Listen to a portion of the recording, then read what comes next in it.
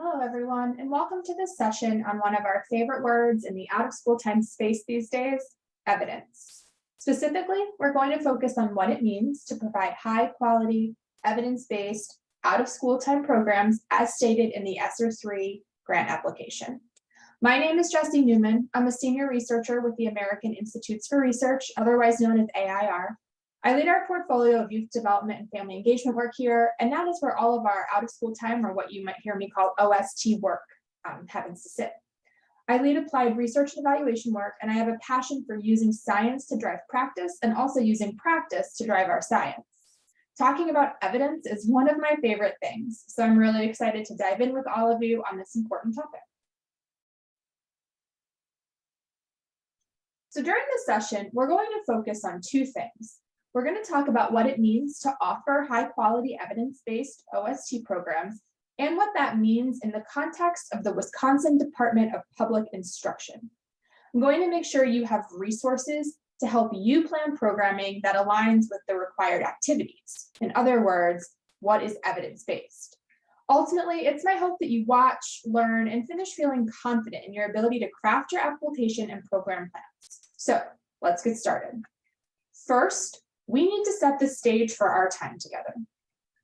Evidence is a term that has many meanings, and that can make it kind of complicated. What does it mean? And according to whom? Sometimes that definition for evidence varies based on where it's coming from, which on one hand can be tricky, but on the other hand, it just means that you can't take words for granted, and you really have to know how to look for and how to understand how that term is being used. But here's the good news. There are many helpful resources that you can access right now to make sense of all of this. Last year at AIR, we produced 4 guides in a series that attempts to demystify this whole research evidence thing in our field. The first guide defines generally what we mean when we say research and evidence, because they are different and they do mean different things, even though we tend to use those words interchangeably. The second guide covers the research, and the third guide defines what evidence-based means specifically. The fourth guide includes a logic model and a guide to constructing a logic model, which, as you'll learn during our time together today, is probably going to be a really important tool for you as you prepare your application. It's definitely something I recommend, but more on that in a bit. I'm going to use these 4 resources as we proceed, and I strongly encourage you to access them after you finish watching and while you prepare your application. But wait, I have even more good news. I just told you that this whole evidence thing was complicated, right? And that it was complicated because that definition varies depending on who it's coming from, and honestly, whether they've even chosen to define it or not. But guess what? The guidelines from the application that you're preparing is explicit. They offer resources, they offer guidance that you can and honestly really should make use of. So you'll need to get familiar with these 2 resources. One is a guide produced by field leaders Terry Peterson and Deborah Lowe-Vandell, and the other is from the Regional Education Laboratory Midwest about the ESSER tiers of evidence, which we're going to unpack together, I promise. DPI also shared a document that includes evidence-based improvement strategies, what you might hear me call EBIs or EBIS, and you need to consider these as well. So let's zoom in on this for a minute. The document specifies a number of strategies. Many of these are programs that you can implement as part of your overall out-of-school time program that have been reviewed and assigned to an ESSER tier of evidence, which I'll talk about in a minute. These programs are also included in certain registries as well, so you have that information here. And then the document also specifies for which grades these can be used and have been reviewed for. It goes pre-K through 12. So already there's a lot here. You have 4 evidence guides from us here at AIR. We're going to use these sort of as a structure for our thinking, kind of like a backbone per se. And then you have the resources that have been elevated by DPI and your after school network, and you'll use those within this backbone structure that I'm going to offer to craft your plan. Okay, let's get started. I want to start by defining what high quality evidence-based OST programs are for you in Wisconsin specifically, as you are applying for this specific opportunity. You keep using that word. I don't think it means what you think it means. So I love that clip from The Princess Bride. I think about that scene frequently, and especially when it comes to the topic at hand. So let's start with some broad definitions. You can also hit pause if you need to take time to read this. We're going to start by talking about research, right? Research is the process of testing a program or practice to answer a question. When we talk about research, we usually talk about the rigorous design of a study. It can be a study of implementation, it can be a study of outcomes. Outcomes can be determined in a number of ways. So the focus really, when we're talking about research, is about the study and not necessarily on just the outcomes. Although if the study proves that you can achieve those, that's great. Evidence is the information that we learn from well-designed research. That enables us to draw conclusions and have confidence in the outcome. Evidence goes beyond just having a rigorous study design. It really focuses on how outcomes are improving, for whom, and under what conditions. Now, when we talk about evidence, especially in the field of education, that is determined through rigorous and documented evaluations using a high-quality study design. There are a lot of standards for evidence. We'll talk about those in a few minutes. Evidence-based practices come from these studies with documented evidence of effectiveness, meaning that they have demonstrated they yield outcomes, okay? And these are really the fine-grained practices that you can assume if you use them in a similar population or in a comparable setting, that it could produce similar outcomes. So there are a few key words in the definitions that I want to highlight for you here. One is outcomes. The move toward evidence is a move toward measuring outcomes in a very rigorous way. Again, we're going beyond just having a well-designed study to having a well-designed study that demonstrates outcomes. Documented evaluations of impact, right? This is where evidence comes from. It comes from studies that have been written down, that have been reported, that have been evaluated against standards for evidence. And again, those standards may vary. In your case, for these applications, that will be the ESSER tiers of evidence, which we'll talk about in a minute. But again, the important thing is that this is a very concrete thing that has been studied by someone and then reported, and then those reports have been evaluated and assigned a tier of evidence. Often we kind of forget about that last part when we talk about evidence, but in this case, that is what we mean. So what are these ESSER tiers of evidence? They're standards put forth by the US Department of Education based on, like I just said, written, documented evaluation reports of impact. The tiers are based on findings about outcomes yielded from studies that are rigorously designed. There are 4 tiers, all of which are completely valid in your case for this current application. So the first tier is the highest. It requires a finding from an experimental study, meaning something like a randomized control trial. The second and third tiers also require an outcome finding from a similarly designed study. However, the design doesn't have to be randomized, right? It could be quasi-experimental, for example. Now, I don't know about all of you, but if these first 3 tiers feel a little overwhelming, that's okay. I can promise you that you're not alone. We have a strong research base for our field because remember, research focuses on the overall design of the study. We have a lot of those.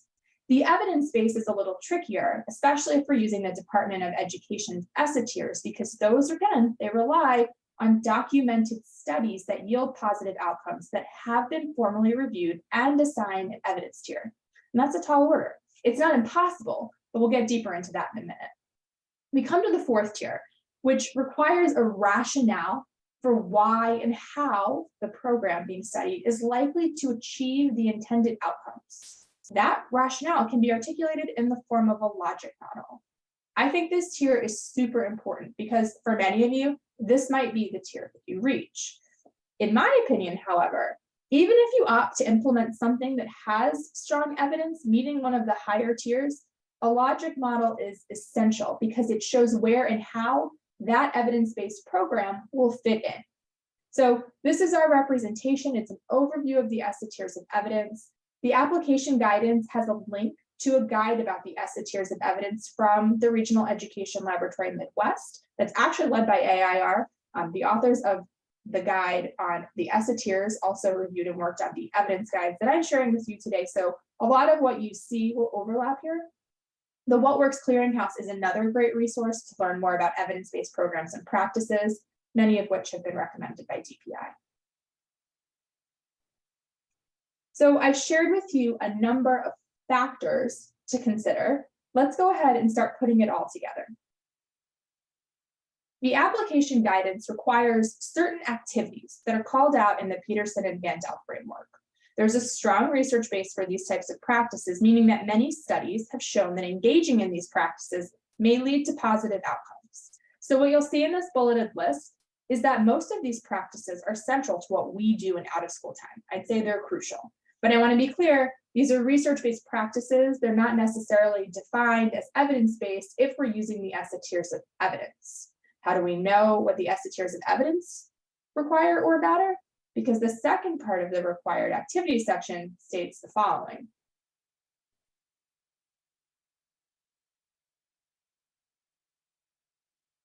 And again, you can hit pause if you need more time to read. But I just want to call out that your plan must include evidence-based improvement strategies that address academic, social, emotional, and mental health needs. They must meet the ESSER criteria of evidence. And I think at this point, we should really thank DPI because they've made this easier for you. Not easy, being intentional and planful isn't always the easiest, but they have really helped because they have a link that provides the names and number of strategies or programs that are actually evidence-based according to the tiers of evidence, right? Remember back to that Google spreadsheet that I showed you.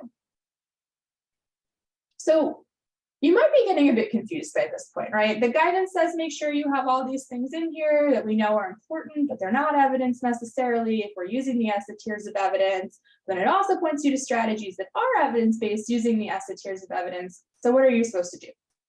I'll tell you. You should create a logic model. It doesn't have to be a formalized document that you submit. This isn't required, but it's my strong recommendation for ensuring that your program is, to quote the title of the Peterson and Van Del piece, well designed and well delivered. It's also entirely possible that you already have a logic model or other guiding document, in which case you might want to revisit it to ensure that it reflects the requirements for this ESSER III funding. The fourth guide in our evidence series from AIR offers a number of strategies for engaging in the process of planning. It has a logic model template and it pulls together all of the work of the second and third guides that we created to help you. So I'm going to outline a process that I would recommend here. Again, this is not required. It's not coming from DPI or the network. This is my recommendation as Jessie Newman, research nerd, strong advocate for intentionality in program design. Let's start with what I would call pre-planning, the important work of need sensing, asset mapping, all the things you would do before creating a plan so that you can ensure that your plan is responsive and aligned to your local context.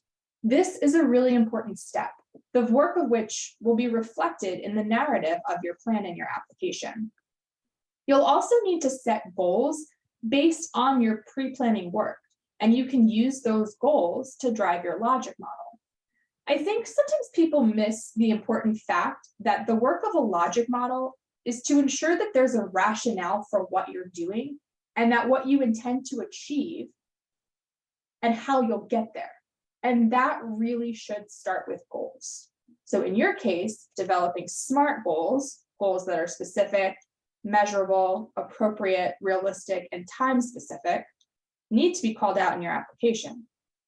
So once you know your goals, make sure you're current on the research on out of school time. And really, don't skip this step. So often we focus on the specifics, like the activities, for example, or the evidence-based strategies. We don't see the forest for the trees. There's a great deal of research on effective out-of-school time programming, so much of which is reflected in the Peterson and Van Del piece and in our second guide. From there, you're ready to work on your logic model. I strongly encourage everyone to build from what they may already have in place. So grab any existing logic models, theories of change, and then you're ready to dive in. In the fourth and final guide of our series, we walk through each aspect that is generally included in a typical logic model. We offer some guiding questions to consider when developing that portion of the logic model, and we also note what you should consider and describe in the logic model itself. We have some citations for the critical research, that underpins effective OST programs as well, if that's helpful. Like I said, a lot of this lines up with what you'll see in the Peterson and Van Dell piece as well. So let's walk through that. Let's walk through the model, see what goes where, talk about how you integrate the resources from the application guidance. First and foremost, you should always start with your mission, your vision, your goals.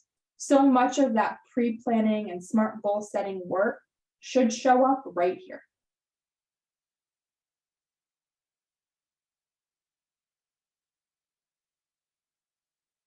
Next, you can move on to describing the assets, inputs, and resources.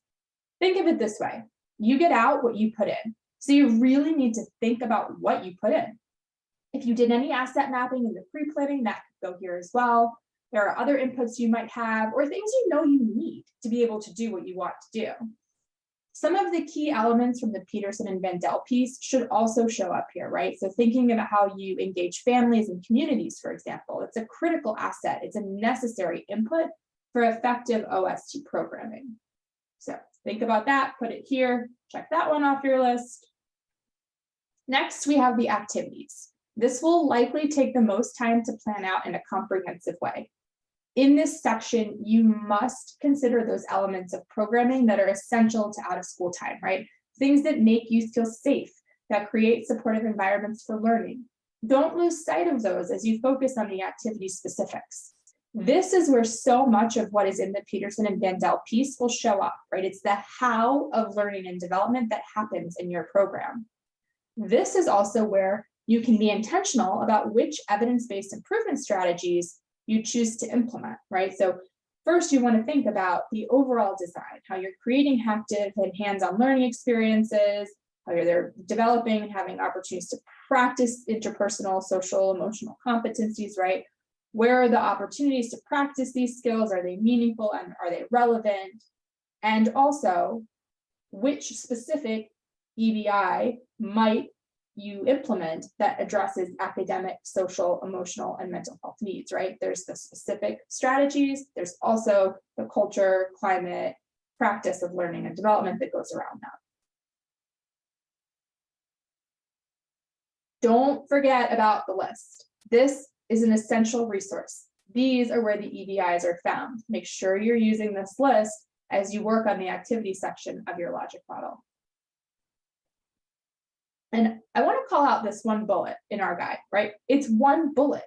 I know I just said it, but I'm just going to say it one more time. It's essential, it's required, but it has to fit within the logic of your overall program. It should not come at the expense of other bullets. Rather, your goal here really is to think about your overall approach, the needs, and then what aligns, right? So choosing your EBI based on what makes the most sense and will meet everyone's needs.